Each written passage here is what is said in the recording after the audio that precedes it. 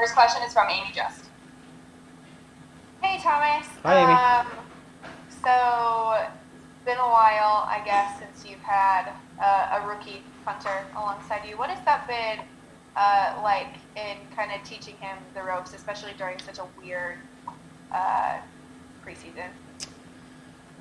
Well, look, I think, I made a commitment to myself a long time ago that, at some point in my career, they'd start bringing in young guys to come compete and push me. And I made the commitment to myself that I would mentor them just like I had been mentored when I was a younger player, even though I'm competing with them. And so it's been a joy. It's definitely pushed me. Blake's a very talented young player, and he's got a bright future. And I hope that he's had a good experience, training alongside me and competing with me. I've tried to give him help and information and experiences that I've learned from, because people did that for me when I was a young player, and so it's a little bit of a trick bag when you're competing with somebody to do that, but it's just kind of the way I always promised myself I would do it when I was in this situation, so it's been good. Next question's from Luke Johnson. Hey, Thomas, we asked Will about this, but I'm curious if it's at all different for you kicking in an empty stadium without fans in there. If you thought about that, does that change anything for you at all? Well, I guess, yeah, we've thought about it. Tried to maybe foresee circumstances that could be different, or if you can really hear individuals on the other sideline. Normally you can't. It's just a big, gray noise, or varying levels of volume, but you can't kind of pick out individual things that are being said, so that could change. I'll be interested to see how specialists around the league handle that. But at the end of the day, whether there's fans or not, the field's the same, and I don't foresee it being much different as far as my process goes. The energy in there will be different for sure, and we'll miss that. But I don't see my process being any different. Next one's from Catherine Terrell.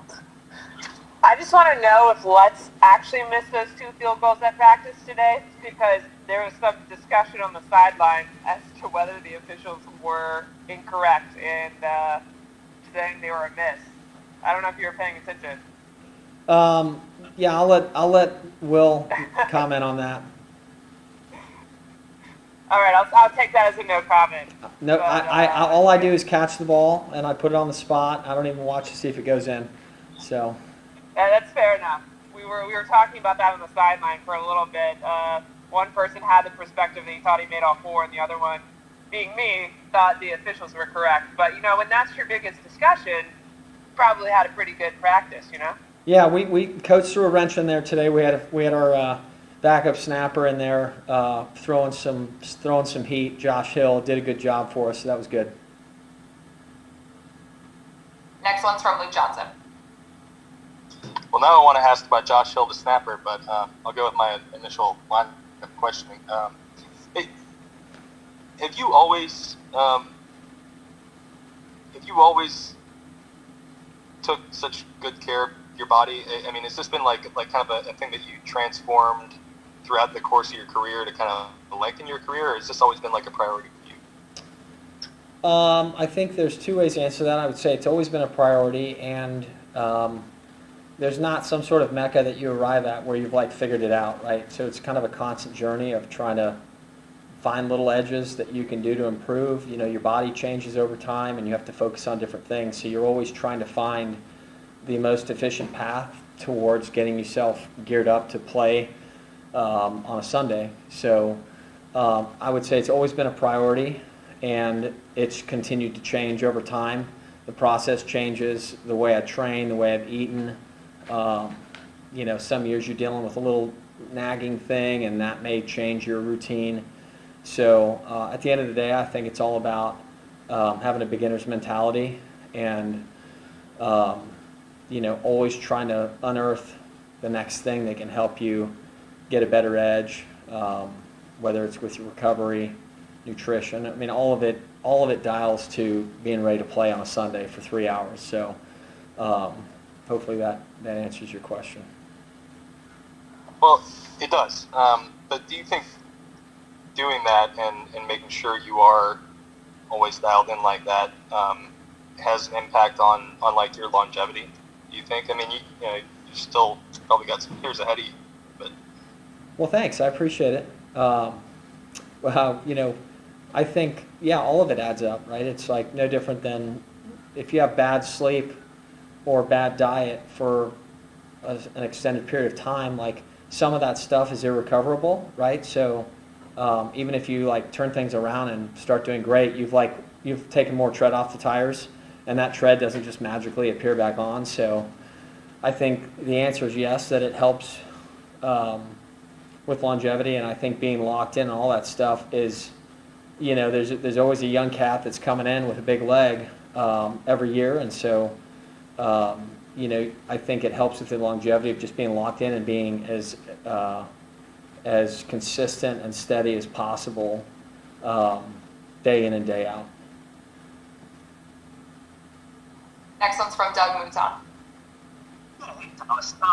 As the player rep, would you say you and the guys on the team have generally been okay and satisfied with all the coronavirus protocols? And does it get to a point where you've almost gotten used to it at this point and it's not that big of a deal? How would you describe sort of where you guys stand now? And but most importantly, are you guys okay with everything as it stands now? Well, I can't answer for all my teammates. All I can say is that I think we're testing league-wide. We've had really few guys get it, so that's good. I would say that everybody had the opportunity to opt out and not play.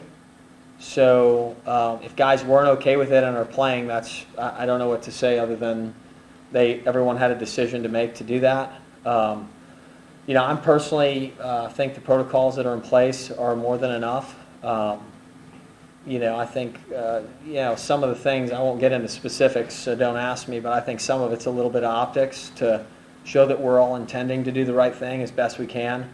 But I'd also think they've done a great job of trying to minimize every sort of all the micro contacts. You're not going to mitigate everything, but in every area that you can, they've tried to do their best to mitigate. And so I'm personally happy with the protocols that are in place, and I think you're seeing the results of that so far. And at the end of the day, we're depending on personal behavior and personal responsibility to, everybody's got skin in the game. No one wants to be the guy that brings coronavirus into the locker room and gets a player or maybe an older coach or an older staff person sick.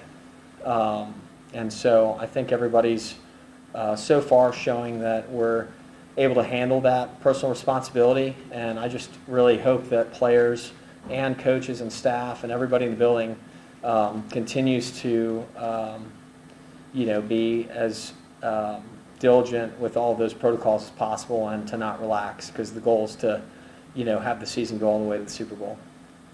But as a player rep, you haven't heard complaints from any players. Would that be correct to say? There's never been one thing that we've passed as a union that has had no players gripe about. So, no, I would say that's never 100%.